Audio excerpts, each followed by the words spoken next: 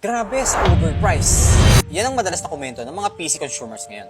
Yung 30,000 PC build kasi na kinanvas mo last October, 40,000 na ngayong November. Nanlalamang ba ang mga shop? O may mas malalim na dahilan na kailangan nating malaman? Hi, I'm Sir Dan. Sa video na to, alamin natin kung bakit bigla nagtaasan ng mga PC set ngayong third quarter ng 2025. Kung maalala mo, after pandemic, biglang nagtaas ng mga PC parts sa market. Simple dahil maraming factory ang nag-stop operations dahil sa pandemya. Isang rason na talagang naiintindihan ng marami dahil putok ang balitang ito sa buong mundo. Pero makalipas ang ilang taon, nandito naman tayo ulit sa kaparehong krisis. From year 2023 up to September 2025, ang ganda ng supply ng RAM.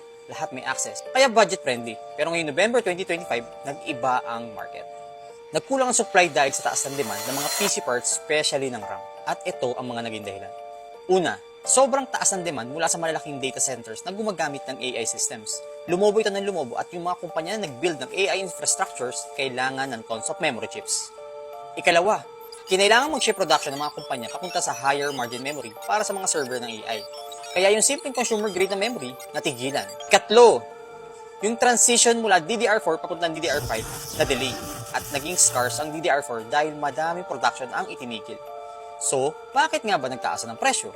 Ang sagot, dahil ganun ang economic logic. Kapag mataas ang demand at kaunti ang supply, equals mataas ang presyo. Kaya, if hindi naman urgent, huwag magmadali. Hindi kasi ganun ka-ideal ang timing para sa cheap upgrade.